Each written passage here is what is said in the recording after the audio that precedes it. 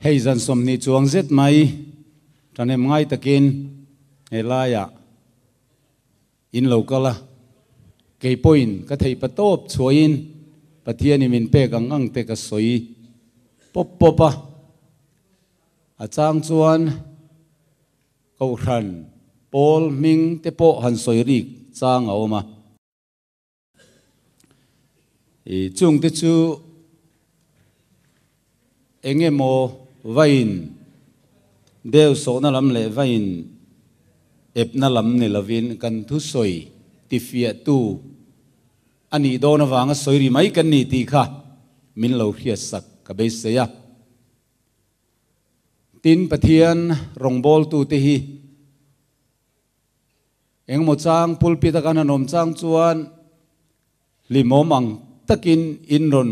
muin karinga alimom na po atam viau renga amai ro chu aphena limom lo deu mai khom ti em kan nei thina chu chu mi te zirtina diklo va soilan mi diklo na lai le kalsual na lai va khil hi a khom em maya min ngei dua min hodua Jeremia ngei pokhan khom alo ti ve thina lalpa thu chu katan mi nilenga mi min musit na soi chian na mai ni ati ve hiala ka soi to lo to pang an ti ve thina ma selangin ka soi don lo chun ka ru chunga mai kang in khungang mai hianin ka soi lo thei si lawa atia chu chu kan din mun ani kei po chu chu ka din mun ania Krista mangai na te a thlo na thiam chan tir kan ni na te le chandam na thu kan soi te hi chuan tu mai po hianin min chi bai ve hiang thina amai ro chu pathian mi te kan kal sual na le kan diklo na sakol nung kan zui na lai te kan han soi alo trul ni khua hianin athu lam ngai tu talo khan min tir tu lam ngai tu lovin asoi tu te hi min ngei pha thina chung te chu khom kan tiru ve em thina ni amai ro chu mi hing tilo mila Krista boy kanilawang polan atiangin keini na kan tum hi chu mi hing vati lom ani lem lowa min tir tu du ang chi a soi chua ani very ngot mai ni chu wang chuan zaina ian mi then khatte tv min lowen tu te po ain do to subject ngai thamang si lo khoi molai lo her chuak pal te khan min lo ngai thak zana emo te khanin ndu lo zong tak kan soi te po lo om theya chung zong a po chuan in mi hria thiam na kan dil ani tin zantina local te ne na abik tekin kan pathian mengin lom thu ka hil chewa zan khovo ta manin chunglum po thalel zo lovin in local thin ti te kan ria a kalom tak zeta ka soile soinu pathian in puang turamin pek te hi ala tam khop maya ma se tun truma chuan hei kan tin to ka pathian in min ngai sam tin kan ria mi pui lam tan ko kan chol ri anga kan damani chuan pathian in remati ka beiseya helai muna vek hian ani lo pon mun danga poni theyanga hun nu nung thil theng tur poimo tak thupuan buami hi soi tur kan da pop don chaw zai na yan subject paruk karon kop dona angai thak dan po in thiam viawa thang tin min trong trai pui po ka ngai bok ani ti chuan zai na kan thu soi tur hi atira kan lo soitong khan vana Krista le setana an lo in beitoa worship an lo in chua tu zo khinge pathian dik ti lam tang an lo kong le ke chumira kal zel anin do na kal zel amo bok na tu don ani chuwangin pathian tharau thiang lim pol na le ompui na thar dilin mani thevin kanin lan thar lenga kela kein helai tang hian arin karon soi le don nia kan zain lu te ku ni la pathian he na in anam u lalpa kan pathian min mangai tu vanami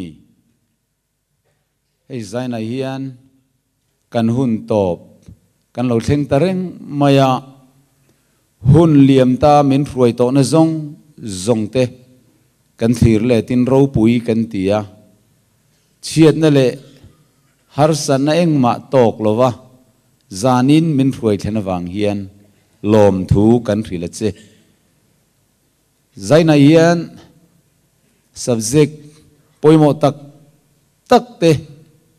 chi rang zan khat dai thiau zaina hian hun pakhata soi kan han tumania khongai takin tharau tiang lemin meron polla ka kale lei ka ngai tuan tilalpa atharin meron om puila imi mangai tenena soi idu chunangin fiat takin ichial oka kaltlang hian ron puang ang che angai thatu zong te thin lungpo nangin lo khoi harla atopa Krista le anung zui tu alam trang te jinga kan telve theu theinan kan thu soi te mal min som sakang che kan projector kan engkim kan sound system le man ro zong i ro puina ni kuda karon lana zaina hendil ru le tharau le taksa dam sam lo te po kan local theye khongai takin chung ho ne na chuan i thu cha amang yen dam na kim ron thenang che kan lal pai so Krista ming karon di le amen kan thu pui tur hi Krista le setan in do na vor top sual bul setan atlom len na tur chu tin gan da peter athon khat bung li chang sari kaman mo deu wang hian kan ti deu put thrin ani nima sela thil zong to ma sun hai to a chu wangin in trong trai theinan ril rufel tak puin phim khu ro poimo khop mai thil zong top na anai ta zona thon khat bung ni chang sari naw te hununung ber chuni ta e Krista do dal tu alo kalang ti in thriat ang khan tuna po Krista do dal tu tam tak an lo chuak ta chu wang chuan hununung ber anita ti kan thria e pathian ne thu kan chiar te mangin kan zain mal min som theu ro se amen kan lu choyanga pe he lom lovin lal nembuk nezara chuan rang kachak milim asiamat Babylon biala dura phai zola adin tira ti tu kan moni athon tu hi in thia sa ve kan i wangin ka thloi thlum man don lova he milem hi rang kachak hlir lakasiam ania nebuk nezara nama in choi moina ne ma in ti ro puinan arua manania a phe na thok tu ro chu setana ani thunga setanan Babylon lal nebuk nezara ka amanga chuwang chuan Babylon kha sakol tia soi aloni thin rengani ti chuan mi zongin chu milim chu milem siam chok chu an worship turania pathian dang reng an betur anilau he milem belawa piang chu an in nom noka siam tur ania ro tuina mei pui halral ani don bokani chu tiami zong in he khovela sarkar ro pui ber lal ne buk ne zara thupek za tak maya an kun trup lai chuan kun ve du reng lo van te lei te tui fin riat tui na te siam tu chibai buk thin mi Sadrak Meshach Abednego te hebrait lang val kha helaya hian an lo oma chung mi te chuan kun ve du talo ani chu vele chuan mi te chuan lal ne na an ron thena an ron hek ta a chung chu lal ma ruai an nia engwangin nge kamilim ma in kun du lo tu na hian chance voi khat hun tha kapele don chowa ting tang te baza te to torot peng long an tumrik huna mi zong kamilim ma an kun vele nang ni po in kun turani in kun lawani chuan chibain buk lo ni chuan ro tuina mai puin ka hal ral don chu tin avau ane amai ro chu heng mi te hian o Nebuchadnezzar he thua hian kan chan che po ingai lo kan pathian arong kan bol thin a chuan ro tuina mai pui tangin min san chuak thei ti kan ria min san chuak don lo po ni sela i mi lem hi chibai kan buk don lo an tit mia mai ni ti chuan lal thin rim chuan ro tuina mai pui le sarina ti satira mei puya an pai tani ti kan mua amai ro chu heng mi ti hi an chan chin in thia dang khan kan thia dang khan main akang thei ta hau lo mai thil mak dang lam aron thleng ta lat maya an rin pathian chuan ro tuina mei pui tang poina chan thei ti an thia dang chia khan aron chan ta chan don lo po ni sela thu som pek pakhat bo chia lal thu pek zoma dam ai chuan pathian thu pek zoma thi an thangam zo kani chu tiang takarin om na an nei wang chuan ahun takat lai ngai lo pathian chuan aron chan chuak ta ro tu na mai puya mei rim po an nam lowa an samzai pakhat po akang kirlo an mani phuar be na hrui zong akang chata tin kha ro tuina mei puya pai lu tu misual te zong kha he mei sa hian akang hlum ta zo ka ni pathian chu fakin om se tuina mei puya tong po na cham hei ti an hria kan che tu thong luun lai thil theng kan ma lo ka thil lom tur en tir na alonia lim tha kan ma loka hian le tanga sakol dang lo chuak beram no kian ki pani nei America sarkar chak tak le zaidam ngil nei ni thin kha khu America sarkar khu an sakol ti pui kho bial liam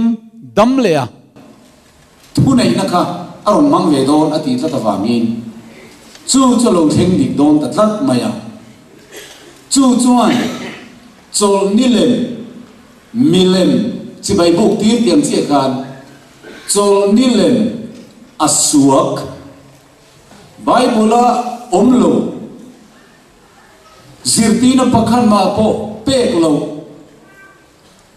ni pathian de tu setanana ni pathian me mi te alo biak tir thin na ni sunday nia mi zong an chol tur ni ya chu tianga chol ve do lo piang chu an leile an khal khap ani do na atopa ti lum vek thei an niam thu noi lo zel chuan ti in dan aro siam don ta chu national sunday law ti a ko ania tharau thiang lim in a mit no te a pe ka te chawin he thu hi an mu thiam do na Tharau thiang lim mit nau te nei ve lo te chuan Bible hi chiar ma sala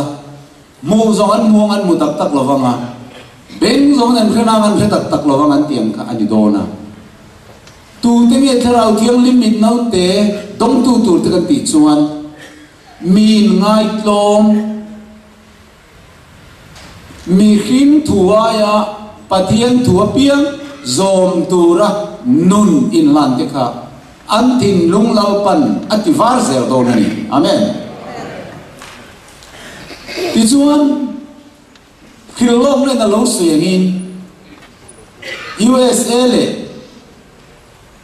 Rom sa khuate hi in melmark trim kha an nia ma se hun nunga an la in rem le don tiang khan an lo in rem le ta ti chuan tu na hian USA na atia piang hi khovel hian anti vezela America na national Sunday law mi zong songi Sunday an ser tur ni ti dan an pass vele khan khovel sarkar rang hian mani ram theva an lo ti ve mai don ni chumia tan chuan eng kim kong ai bo sai taruak maya pathian tu som pek awa ya zomin apali na chia bo cheturin setana chuan khovel mi zong a chok thodona he apali na hi chu nisai nia chawnia thianglim takin sera pathian chibai buk na tur kha nia chu tak mai chu fana chibai buk na in chu tu anya wang kan Lucifer ngai kan siam tu chibai buk na worship na ni hira bea ama chibai in buk ti la tumve tlat awangin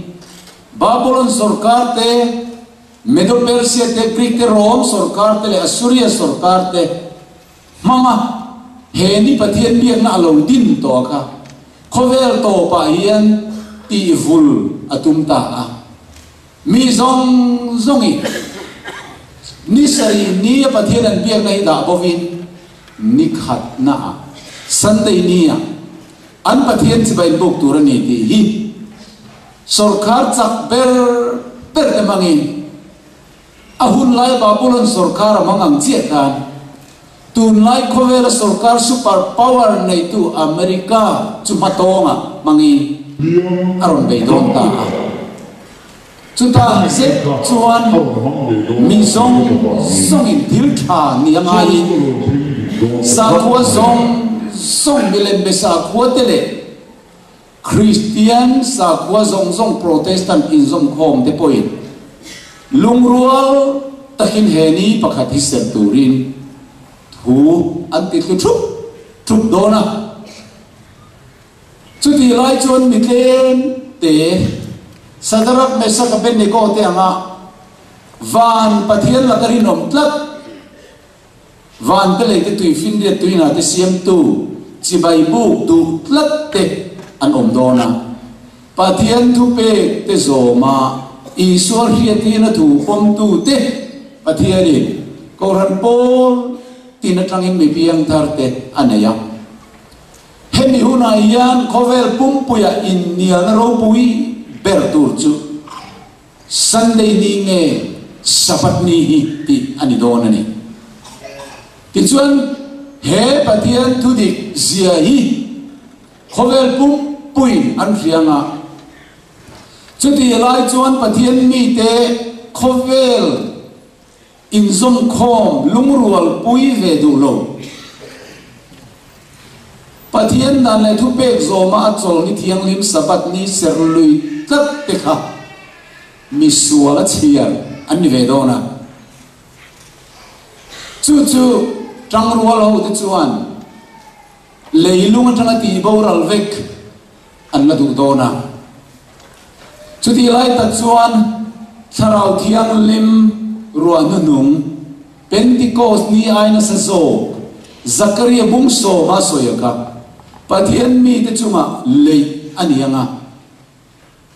tharau thiang lim chuan alua kha ta to do na wangi khovel van tang thin ur khan lau ve don lova cross amin kan tu Isu Krista chak lo chulo dang kan nei lo ve ama chau hi chi bai kan buk do na achol ni thiang lim ni sari ni khovel siam tu ani zia chin chian ani wangin kan bo cheve thei lo ani tin huai sen da kan tang nga khang mi da ti du da na turin thei to pin chan an la nga chu ti lai tak chuan ko ran po tinami te khan tharau thiang lim ro nu nung dong tu te na huai sen tak maya pathian thu an soi chu an ron khe thia manga sabat thu dik hian khovel pum pui a chun eng pop mai don ani hallelujah mi in se ho chol ni dik hi anon rianga piang thar ti ka piang te khan e ke zong Isu Krista chau hi ka mangai ani ti piang ka Sunday serna tangina lo tlan chua ka nga siam tu chi bai buk tu te singa anon te langa man sana kan soi tong khan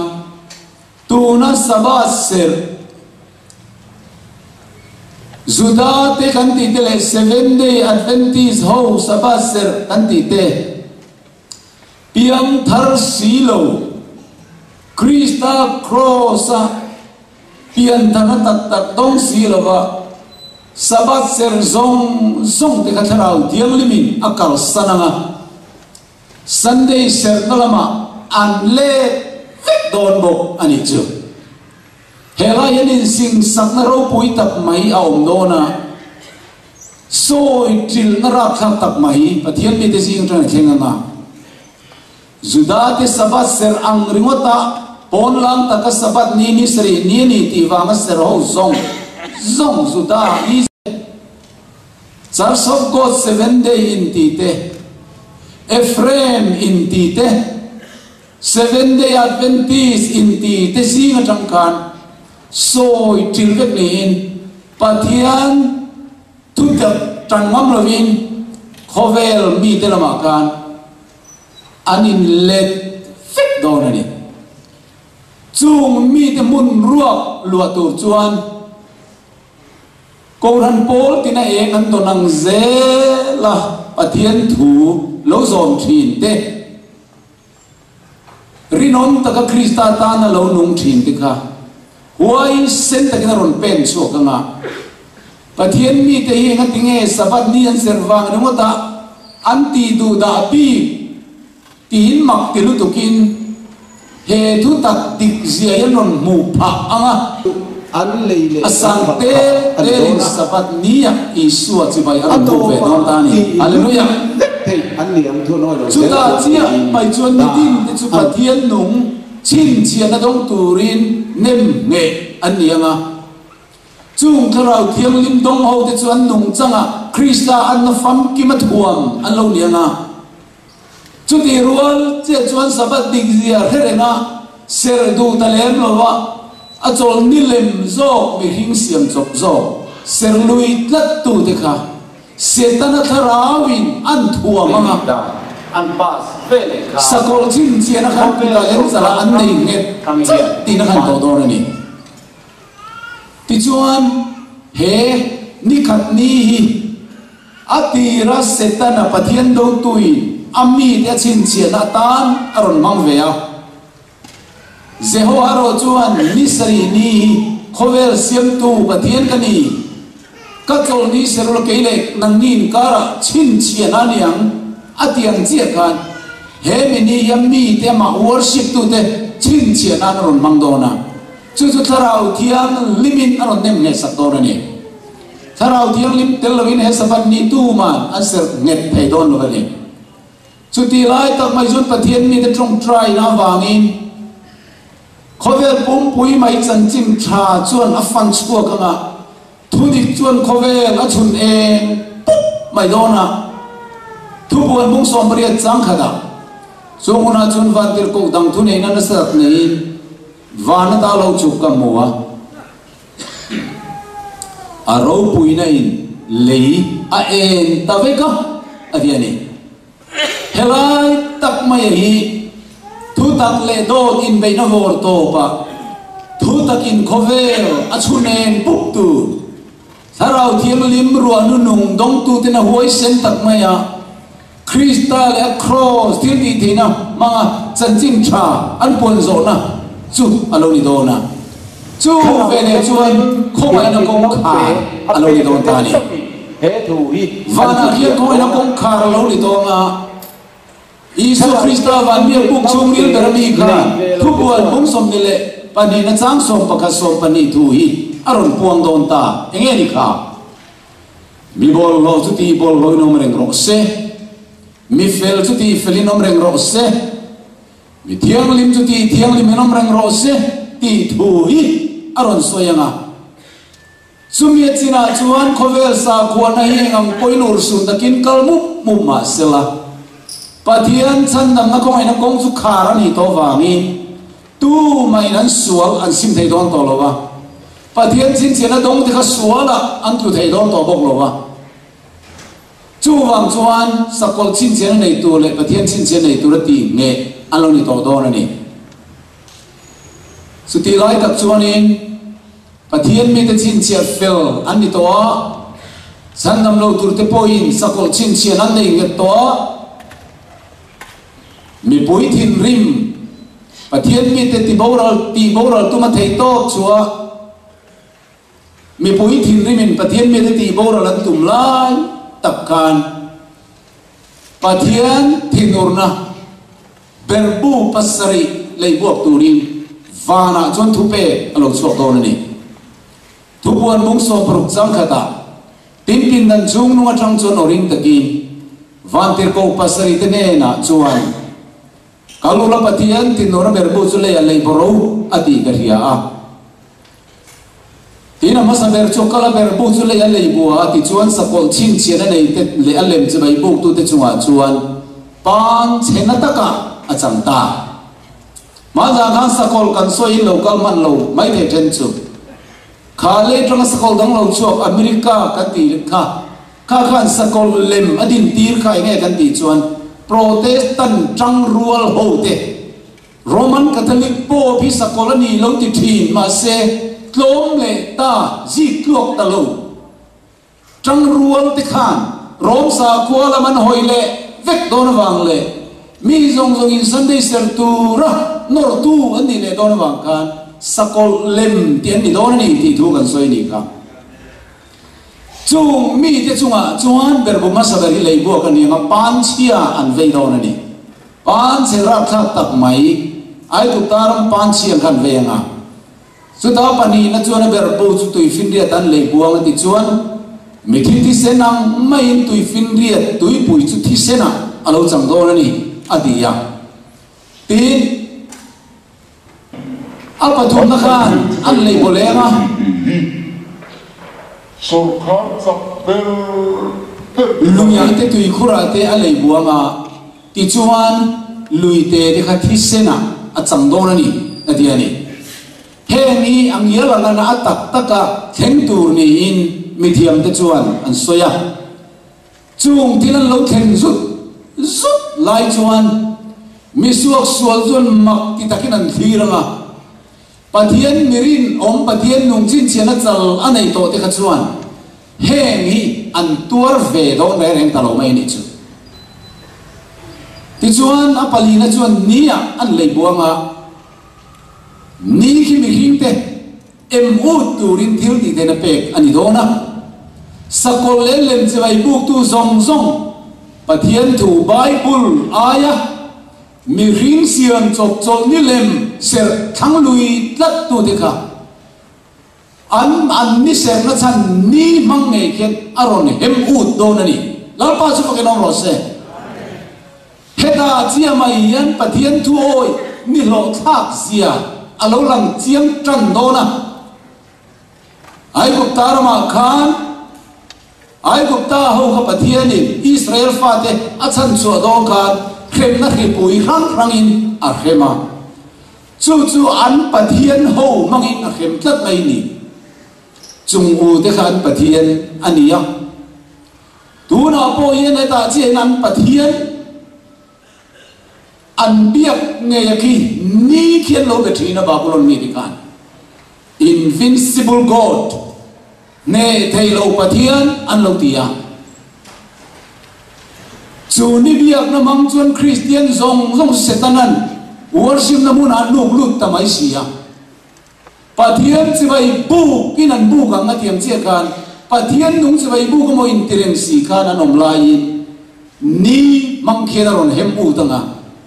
berbu masavera pam chien lo veito na lutu cancer ngot an veito apa ni na tui thisena chang to in turan nei to lova apa thum na lui te tui kurpo thisena changa in turan nei lova chuta tui van tir ko an lo awa olor pain kim ti thei hetiang an nang in ro re lawangin nang om to le me kai thir ti hi ro pui tikali felani ti an ni choni mi thiang lim te thisen an chua nangin in tur thisen ve ki pethung hi in tla an ni tin tuiwan tir ko an lo awa chuta palina ni khian hemu le ta sakol le nung sui tu mi ring tu pe zo tu te kham ko sai ta ruwa mayam chapo ta ka pathian mi te ti tu da tu ma de so ta ka lo ram te tu te ka an pathian ngai mangalal panan khem lai chuan an kal khurum ruman kal ut vung mai do ni an lei ten sia van pathian an soi chianga an thir ti an sim thei chuang non lo ati sim nau to lo hei kan malo ko lo khem turin tla mai ni apanga na chuan ber bo chu sakol lal thut pha alei bua ti chuan ram chu lo thim ta veka ai gupta ram po kha thim na kha tak mai voi khat thu thum lu na kan lo tuam to chu se khel khania enti na ka kan mai yen sakol le thu nei na huam chung zong kha thim na kha tak mai hian arong tuam le do na avot duk mai na thim dap ban nang chup mai khanin ananom le nga chu ta chuan an hat chang an trial na van pathian an soi chianga hetiang ngamiron soi satu min rem tu pathian ni awasol ve an tianga an thilti an sim thei don to lo pathian mi te ro kha chuai guptaram athim lai khan gosena anoma pathian ro puina engin athuang veka hual vek ang khan khovel mun tina pathian ring tu rinom taka Calvary cross vuan tlata adan le thumpe khreom tak chung po vuan trăng tu te kha khove la thim vek lai le sakol nung su tu tem khem ton lai ka ro pui na chim pa lim lol pan mun tina engin ahwa mai don ni chu di lai chon pathian mi te chu ram nuaya te tla te an tam chia khove mi te ti du da na tuar lo tu rin lol pan aseng hoya tla ale pu ka dram nuai te khan van tir ko ten van join an chom don ani ei turan ka cham don lo hallelujah chuta se chuan mi sok sual te khan khar hem na ber bu pasal an tur chau tangat ngat mai an hiat khan aparuk na ina tong har don ani aparuk na suna ber bu su tui pui frate sa chuan le bo ti chuan ni chuan na lam tang lo kal tur ta na kong chu pe sa lo ni thei nan atui chu kang chat ta adi hei hien tir na ania Babylon khoro pui kha alaya Euphrates lui alok tang ruak maya chu Babylon sarkar chak na nar an eizon na bul pui ber ania chu Babylon khoro pui chu tuin nge min ne thayam tia Nebuchadnezzar chapo tamaya soi lai khan medole Persia mangin lalpan atuk zal dona anri lo lani chu Euphrates lui chon thiara naraman thiar kam ta kulinan hung tlat khani ma se kha lui khan lo thiar kanga ru kin lo thiar kanga an lo la penga Euphrates lui Babylon ko pui luang kha aro char tareng mayam chu lui kang chata chuan zana medole persi sipai rual chuan lu ta rukin anin rin lo lanin Babylon khoro pui chun be ya tlom ta chutiang bok chun tu na tharau lam Babylon hi mi pui te chak na in ngat ania kha tui pui mu kha mi pui te nam te trong te an ni atiang kat khove la sa khua zong zong te le Christian Protestant kal sol le Rom sa khua in zong khom le America sarkar tang rual in zong khom ate hi Babylon ati chuni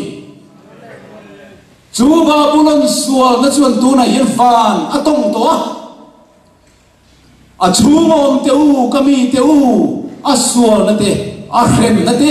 in mu ve lo na tu rin a chu nga tang lo spok ro tin ko na a lo ri ta ni hallelujah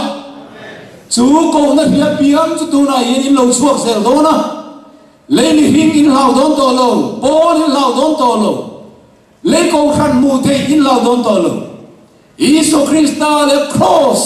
hi na sa tak mai awang yan pathian mai thu pek zom tu piang kha he thu ria piang hian anom na ko khan dik lo Sunday ser na ram Babylon sir tin dik lo hi an ron chua san zel don ani amen chuti chuan he Euphrates lui kang chat hian en tir kan ti chuan he na ber mu parugan an tor chau char khan anin tong hara heng khem na kan tor na chan hi kan khuai tu te min kai khuai da na lo dik lo Bible lang lawi min lo kai khuai ni chu wang in pathian nung thin ur kan tur ani nang ma ni wang ani ti in an ma ni le an ma ni ka anin be chiam mai dom ta an pastor te ne na ten kalanga an bishop ne na ten kalanga ingati he Bible sia khermai lo giroti ya hey Bible sia lo in kan kalawang in van pathian tin ur na ber bu kan tur ta ni ti in dim bak sak na kom to don lo ba anin sam boy mai don ni chu ta thi sen king khom chu sakor thir bar khenga ni ana ti hial mai ra tha don khop mai hen dragon o ta kan lo chiar zel ngai phem ta ber bu paru ka yen dragon ka tang le sakol ka tang le zol nei der ka tang chuan tharau bol lo pathum chungoni ong tak lo chuak ka huwa an ti thani heng tharau bol lo pathum chungoni ong tak te hi engim ti the ro puya in do na ruai kom tu rin ar makedon in do na ruai kom tu rin khovel song man kala ati chuni tani chu tu na yan he tharau suak na tho hian khovel pum pui mai afang kual me ka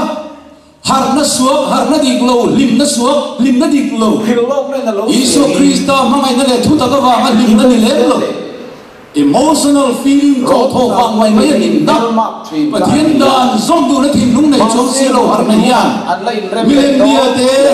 rom sa khua te protestant tu na hian mun khata asui khom me ka ni o kho pui riang o rol nei ka cha game sai na hian ka rol chau to la mai he thui ka soi si a ko in the pa game ole hemi tharau bol lo hian khover ring lo mi de sa khua dragon chuan ring lo mi de sa khua a entira ram huai tharau piak na ni zana kan soi kha mi ring de hian kan ti nu a tharau ti thei lo kan nei chung te nen chuan a in biak thei ti rin na hi dragon Isu Krista ring ve lo so kharte ring lo mi de sa khua ania Zolneider ati chu protestant kal sual kan ti chu nia sakol chu kan soi khain he to a heng mi pathum tharau setana na man te hi heng mi de yan lalpani ro puin do na ruai khom tu hian tu na an thok me kan ni chu tu la ma nge hi tran ve don Krista la ma nge kan tran don khovel mi te la ma ti mani kai ngai tua ngai ta chung churam huai tharau thil mak ti thin tian ni ti chang song palia an ni chu pathian eng kim ti theya niro pui do na roi khom turing khovel zong song la te ne nan kal avadi ta ke voina yan khovel sa ko rang te anin zong khom tamu mu mai ni hi rem na le mo na tin an sai tamu mu mai le kan cheng rei thei lo hela ya au ka sari na chuna ber bu chu bo ru kan le go ha ti chuan pin nan chu no tang la thut pha tha ata akin ta ti no ring ta ka lo chu ka tin kol phe te o te kho pui ri te lom ta lir pon na sat takin ang ngi nga adi he rem na ber bu pasaria tak mai hian kol phe kho pui ri along te zuai te chuan in real talent lu ka ri alo tla don ani atia real tla chu rem na nu ber turani sakol le nung zui tu te chunga real talent lu ka ri alo sur dona chu ke ji som nga le ti ver borari ani o me bible soi dan chuan pathian nung chim chena do da la mi ring siam chok chok ni lem serlui tla tu te chunga pathian tinu na real tla kha ai ko ta mi ai na sa zo kharon tla le do na ni chu real talent lu ka ri kan he to mai do na ni rak tha don le mai khem na pakhan na kan pan chen vei to tui thi sena chang to in turan mulo khem na palina an u thiam ruam to a khem na pangana khovel thim lu tukina tuama aber bu parukna anin sama thi sena luang ni ai noi chungin realin apasarin an chuzui donani an tin rim mangang chuan an hat chang an thia lawan pathian an soi chia an thil ti khan sim thei to si lowa hen khem na te hi sabat ser ho te afanga kan donani ti pathian mi ka ti moral vectumin thin rimen piarin tran an kholenga chudi lai tak chuan van atangin pathian fapai so krista chu ami te chan chuak turin kutum tiom leklung chuma lo lang lo nai tial ma se pathian mi chimbali na hual tlat ho te ka chan chuak turin lo kalanga chuta pathian mi ti chuan isu krista mel anan mu chuan o hei kan pathian ani hi kan nga grenga ami chan dam na chuan kan limin kan lo ang tin an lo awanga pathian mi tan ne na alo theng to do na ni hei nga le lo me mi suak te chuni isu krista lo kal melan mu chun la vinan khuranga bu se guna liam ta ni pui to ta chandam kan ni ve ta silo o sirti na dik lo kan lo zui kha poye bible chau hi som tu ran ti lai kan lo ngai ne khawan poi ta em tin o an chu manga trap chungin ha an thialanga chu ti lai pathian mi te ve thung ro kha chuan limme me min o hei kan pathian ani ani hi kan ngare mi chandam na kan limin kan loma an ti don hallelujah o bangale lom done bangale lom ta kem tro chuni so krista jona ro pui tak men chu lai chuan leis lir ngi na sa tak men soin tui phone ko bur mai te chu ani kho pui te chu ron chil ta muk maya chiar kar te chu soni om ta kho pui sa po ber New York te Bombay kan ti tele Tokyo kho pui te Canberra te po chu alo chim don ta ni chu male ani no hum mi makul bin te cheng ma lo maya pathian thinu ro chuan an siam don ta leilung eng ma tla alo ni lo concrete building te eng ma tla alo ni lo in ha na tla reng lo ti kha anan hedon ta chuta pathian o alo rianga trumpet is heard ringing through the heavens, and the mighty voice of the Savior calls to the sleeping saints of all ages. Pathian mi thiam lim hun rei takalo muhil to sana lo muhil to dikha vai vutom teul haro tini suanan ko wana pathian fa po hapia an lo thonga ananda chuaka san khat mu mai mi chi thanga lo langka an lalpa menan an hu na chuan long takin an lo aw rolanga heminia zet chon pathian mi athuoi mi himalo luem mi hin tu pe so mai pathian tu pe lo zom ram ram hi avalo luem ti soifia angai don to lo atat takina chang tu ten an richiam don ani mathai bung som ni pali so yin mi hin fa pai thir ti the le ro puina na sat tak ne van chum chungalo kal an muang mitin reng misual mit pon amu to dona khadi lai nung damalo lom te po khan an muanga pathian mi vantir ko chiar sen lo de khan manon ruaya mo nei tu chulo thengta amuak turing lo chuak ro le tin to ron ro pui tak ne out home ro pui tak ne aron ri tharoi ruai maya chandam tu chu ro pui na chum chunga chimbal hual velin zayo na mien du lo khathir ti den al thu khenga ro pui le thiang limin dam tin rem te min mo tu lo kalta sipai hoisen ber chakle chapo in ti tak tak te po chun lomta zungol vele dragmol vei pathian om poring lo song te po chu la vinan khurta engma lo ngai lo rang cho voi khale an lo khal te ku va khor le zule mo meziel zunoni ka botol ni kan lo khalaka thil ti denane ra thal ka lo kal nia kes te le khoel lim lo zong tu te chuan in chiri no bu sengona liam ta ni pu ye top ta chandam kan ni ve ta silo anti dona ni over tha done memni yen zolei in la ram tu chun ti na lo soi isai bung som ni pali chang som pakua lei ke cheve ka lei ti ralinom zowa lei na sa takin ngi nga lei zuru yang mai na pai thok thokanga bok te soi na soi luai dona ti yang ai tu teu minute po ting lo second som let lir ngin po ra thak kan tia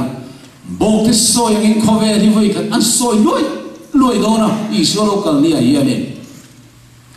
abo chien na chunga rit takina omanga ti chuan atluanga at hole to lovang khopui song achim zo don kan concrete building ding zong te achim cheve don engmai ko vela chale tu rom lo habaku ka chuan ti na lo soi la na te man rama ten pathian lo kal mi thiang li ma chu paran tlang atangin a ro puina in van te khitua ma afak nei le khata atles ye chu hengam mayani ya ati aku ta tangin em zamalo chu ka chu ta chu na thil ti the na in thupinao ripui chu matona atanga anunga chun tre atla ruma ati voina eng malawa Isu Krista ngai ne tu te po yen heminia zet chun an ngai ne bi Isu Krista eng kim siam tu ni le ta le arsi te siam tu cross am isu te ta na thi alo ro pui sia eng kim patien te patien ni sia anon khveanga lungai to pilal Krista an muam ke te chun chulir nging nan soi velai chun an motor tlan lai te chu adinga lei te chu lo khichat tiai duayanga chuminia chun lavin an khur do na ni thupon bung kha chang saria ngai to ni chu chum te nen chuan lo kal do ne mit tin ren nan muang a chun tu te nge po khan khovel nam zong ina mantra bokang ani amen ati ngai te ni chu chum te nen chuan lo kal nge don una tu mana be khe matlom te lo kal gesmani huana thisem farzoi zoi trong try cross le ra thisem luang zoi soyan khenbe zayon amen do lo ka thilti te dala chu khenga ro puile tiang nim zomin nam tin re min mun lo kal dona sam zia tu chuan kan pathian chu lo kalanga ngoi reng lowang malama chuan meyakang luang avela chon khipui na satak atle bokang ati a local nira khak tur zia hi leimerin trong hian a hilfia zolo mathai bung som ni palia ti hian soita chang som thum pakata ti inavan tir ku to tro ri na stak ne atir chua kam an ni chuan athan te chu kol kil lieta ato patangin van to le lam thingin alor khomang Australia rama pathian mirinom te Japan rama pathian mirinom te Cambodia rama mi te South Africa mi te India rama munti na mi te ne rinom ta ka maniak nunglo sui fana mi te musit na kara po ko har tak chung po a Bible thiang lim thu pe lo zom ngar tu mirinom te ka van tir ko ten anon zong khom donani hallelujah Hemini limom tur je hian ma in soi fia zolo chuti chuan in ring inom ro in nei tu pa lo ho tur sut lai lama nge zinga nge ar khona nge zinga nge ani don in resilo Hemini limom tak maya hian mithi ten lo thole ma chu mithi thole te chu chandam tur te chau an tho don misuak sual chandam lo tur te ro chu lo ka le nei lar na enga kan an thi fe kanga lang teu min khu ro mual teu min khu ro lung pui teu min del lum vek ro khai beram no thin no ra chu lo theng ta tu nge tua sa bang in trap chu in o man in chu ma a to pa lo ka le nei la na engi dan bo che pa le anung si tu so a tin lum vek do ni no pa su ke no ro se Chuminia chumi thiang lim muhil to de zon mutil na tha na teng lo tho ve thunga ro pui de kan san dam tu meran mu ve lo na out hom ne he kan pathian ni kan ma ri kan san dam kan limin kan lo mang tin man dan kan soi tong kan chung ko in soi finally mom tak alo thenga nau se te thita nu le pa te ne thenta te kha van dir ko ten nu le pa ne na anon la na Lali so Krista local ni misok suas nong zaman tinga chandam fa te ro chu nung dam lo lom te kan tingeti chu mi hona chuan ke ni nung lo lom reng te hi bo ruwa galal pa mok turen ma ni ruwa ni chung ji ga ken lak choin kan oma chu ti chuan kum khon al pa ne na kan om to ngati van chum zinga kian chandam fa te chu pathian in min roi chawanga beram no na pui roi thena kil turin Chuan til ti thena ro pui tak pe kan nianga Halloween vana kan chho diai de mai don van tel ko te speedin vana kum sang ro re li bom tak mai aum don ani hei tak mai kan chui fia man non lo wa poi khom maya una to ya wangin mitam takin kum sang ro re li le ya ni don in ngaya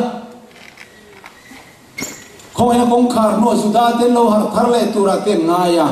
second chance na om tura ten zir tir chu setana bum na vek ani lali sona suengin no dam lai thilom siang khani dona loda dam lai thilom siang khani dona me hin fa balo kal le nia chuana tia no huna tu le khan no te chum ba chu mi sual pakat ma nung dam anom to lova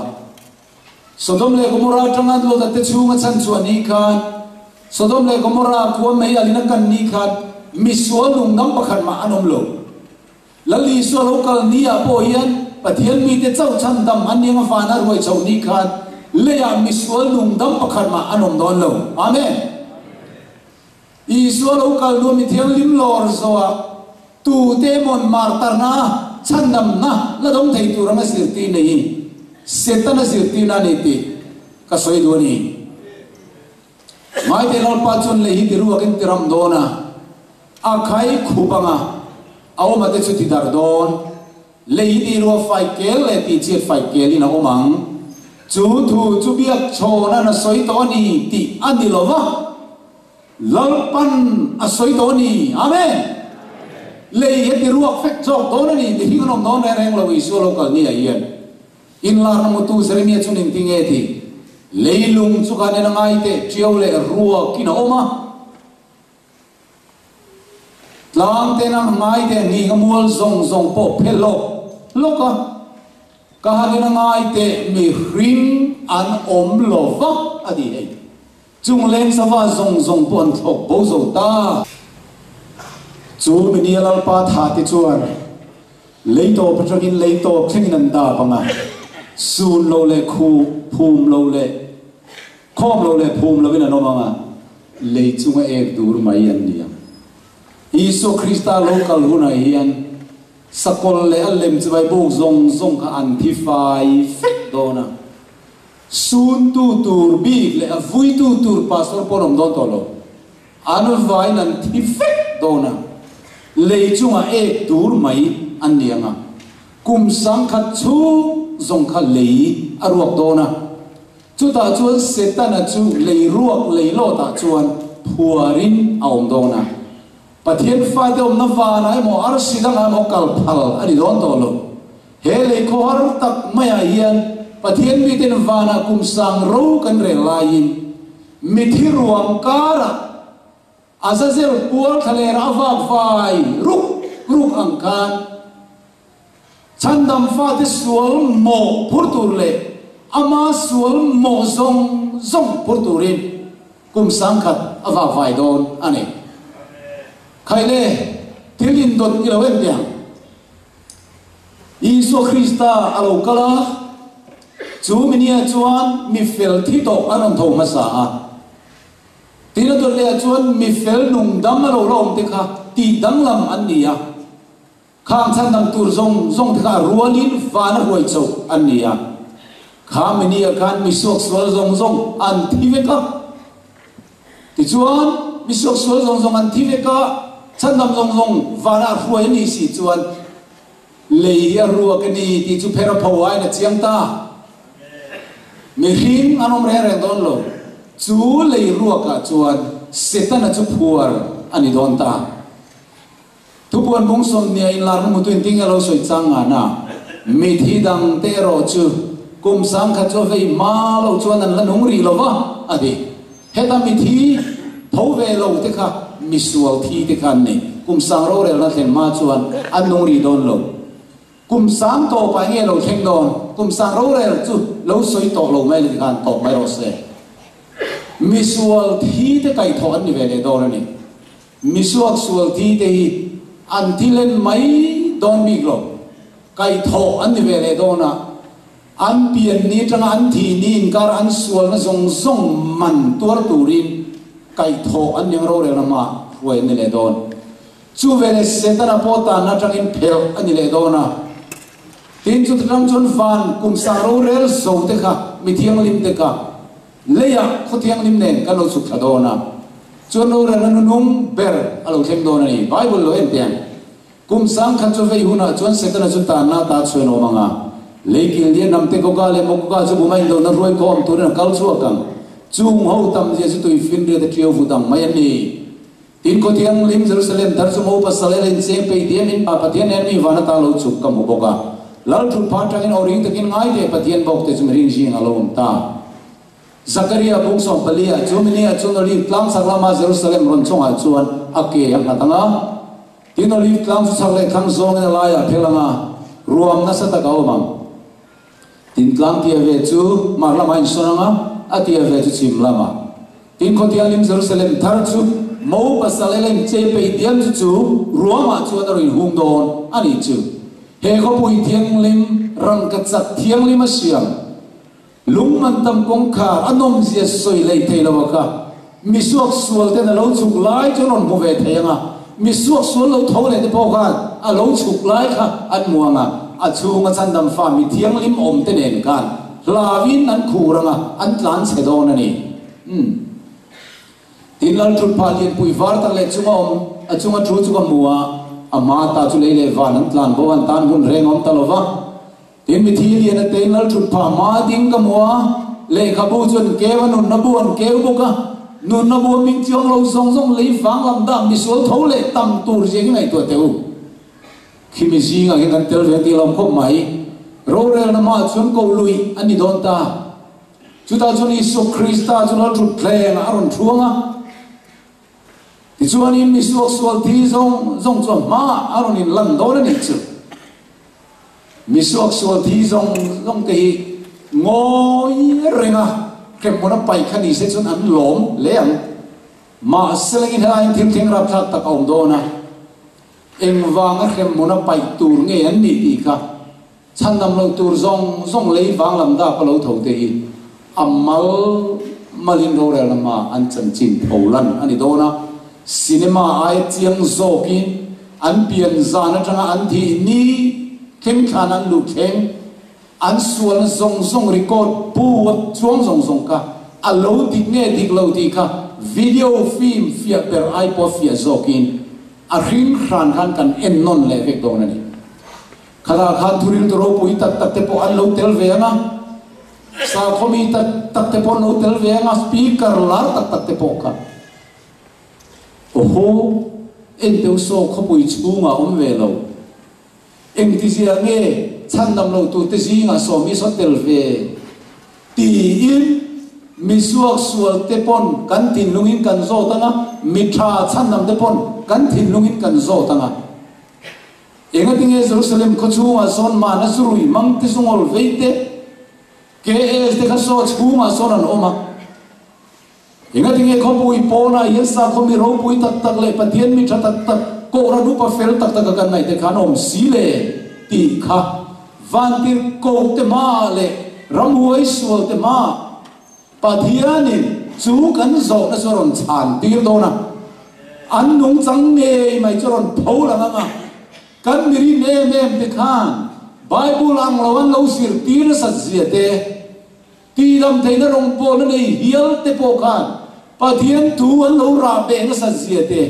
an ma ni pol tu tharawa ka pathian chuak ni lovin ram huai tanga chuak lo ni zia te kha alo lang uar nga turil tu then kan te peichu tu te ne na man ui re lai te alo lang nga an thil ti lai zong te kha alo lang do na ni hey mi an rok lai te pathian thu zom turan som an du lo lai te alo lang lenga mi an that lai te aru kan lo thum lai te an kes lai te pathian ngai sak lo an thil ti lai zong te kha atak pathian kha mi zong record kha aron phau lang dong ta ni chi a then chuan mi thata ka lai khan tua lang lo thata aru kin yen lo phuma dan lo in lo sum do nga tu te mon lo thata khata an chan chin zong mi mal tin te pholan ani lai tak mai khani mi sual te ta na tuar kheom ber tur chu khem mun tor thoi khan chak sok do na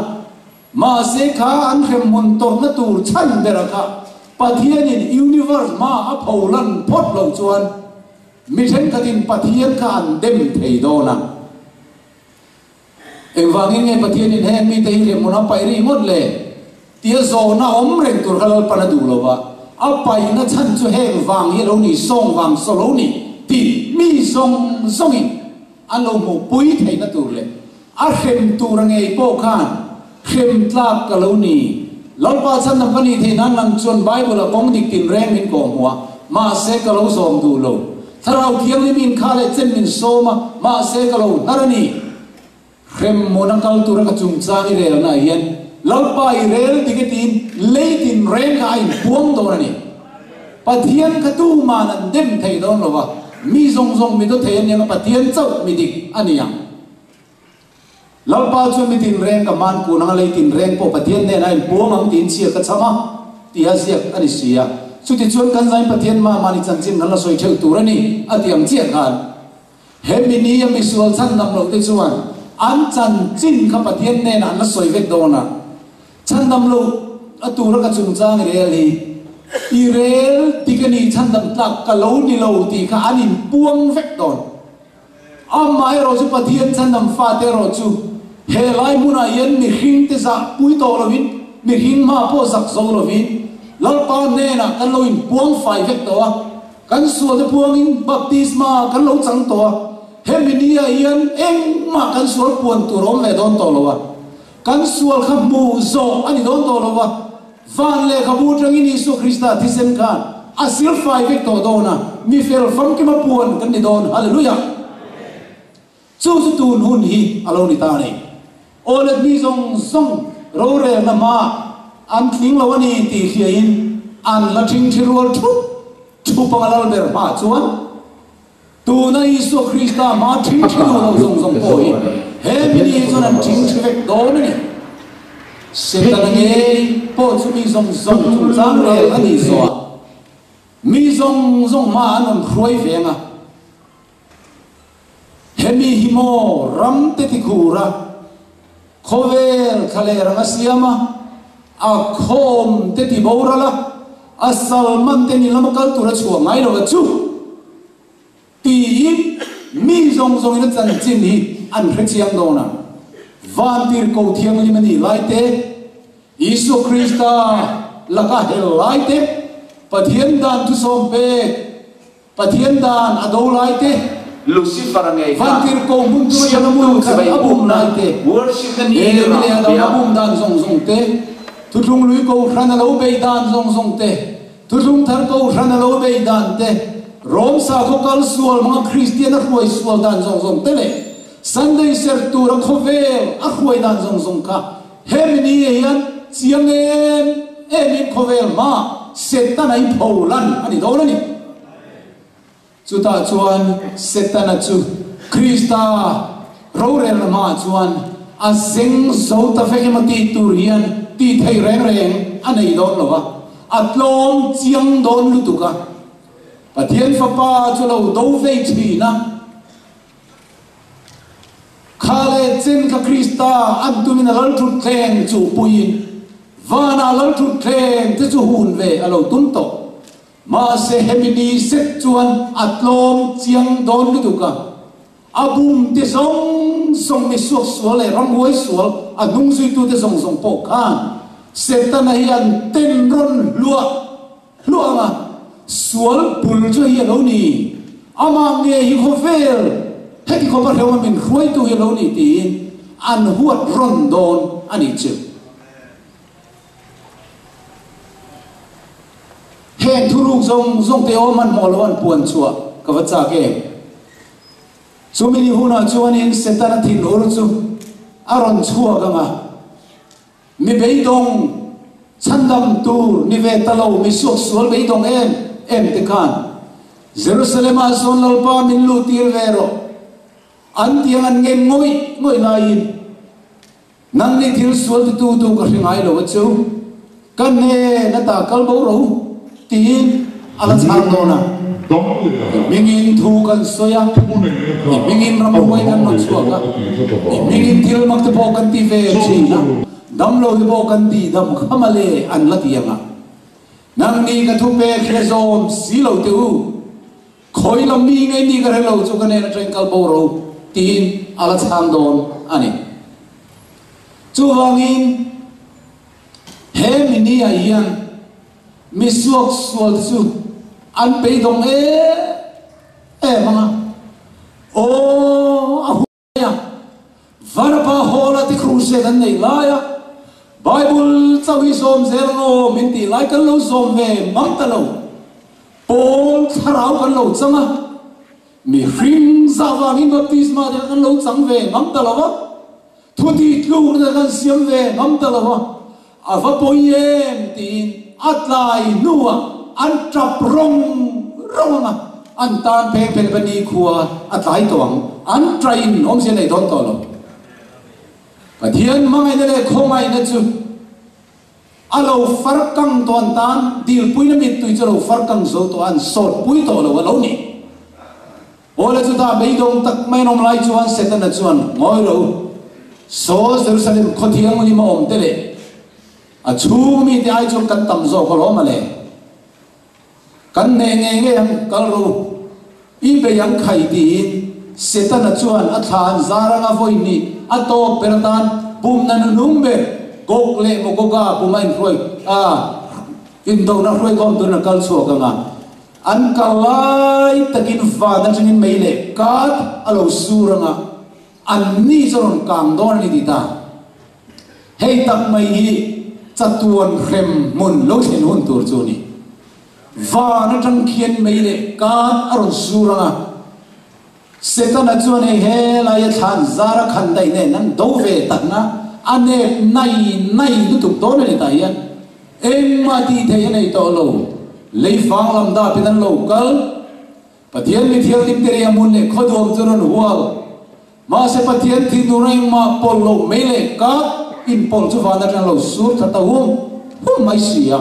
chu mi suak sual te chu aron kang don ta an la din reng lai nan mit mu te kang an kam chunga le te rala ti chuan he khovel hi mei di la kan khovel pum pui mai akang dil lúc mai kang tui lúc mai do na chú mấy dil kang chuan in set ta na le ho te le nung suy tu sakole nung suy tu zong te chu pathian ti no na ma polo siam inin an kang to do nai mi suak sual te to len na tur chu ani do na ni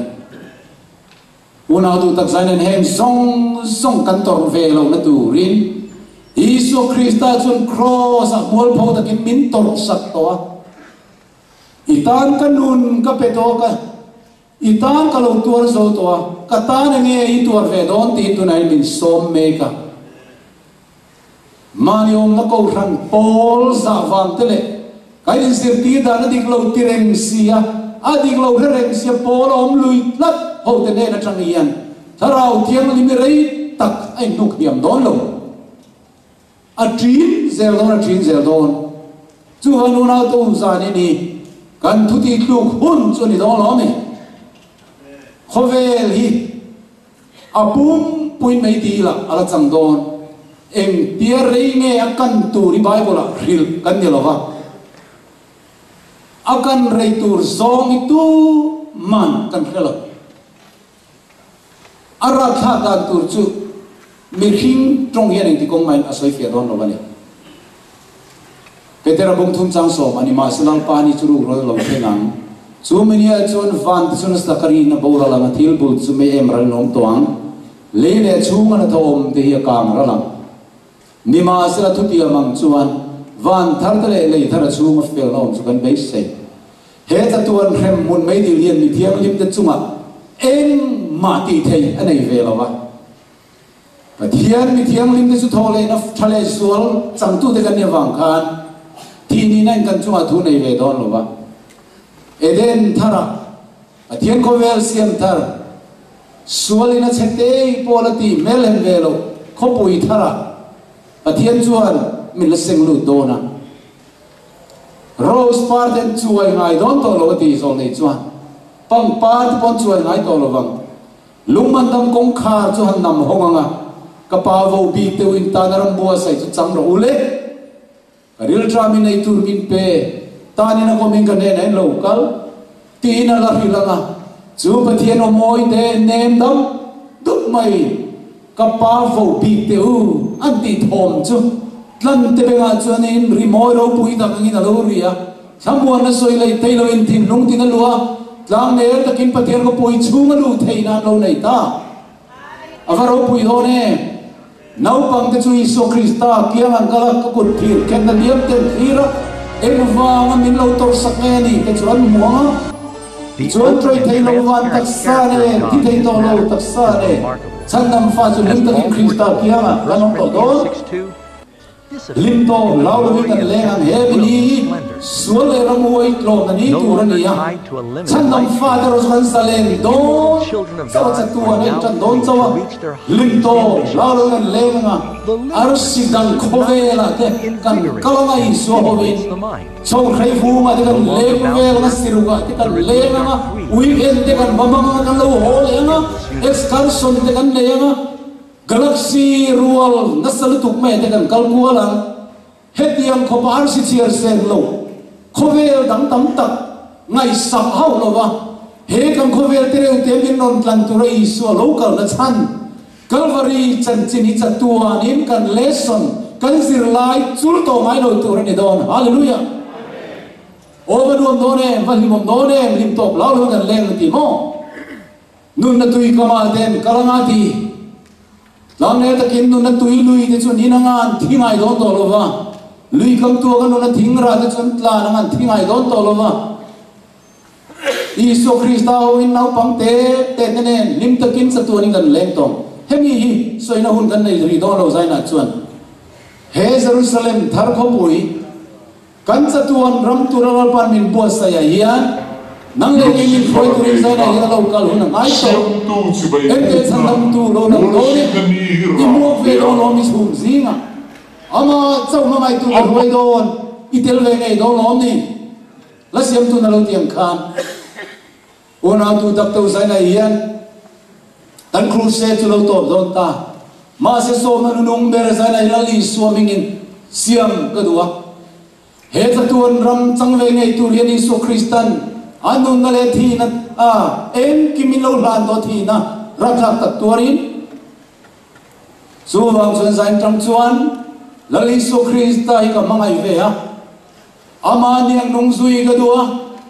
athuang selom turin sual simin baptisma la chang lo ti chuan baptisma chan ka du tin thu tiam in siam ka duwa tin zu le muam rui thei thil ngai thei lo te khan e sana chang chuan Isu Krista lo kal huna sandam fa te zinga cha tuan Jerusalem darat chen tu te zinga tel ve ka du ni he thil bol lo ka chi ka ti thin min te nok tu sual ke ma om hi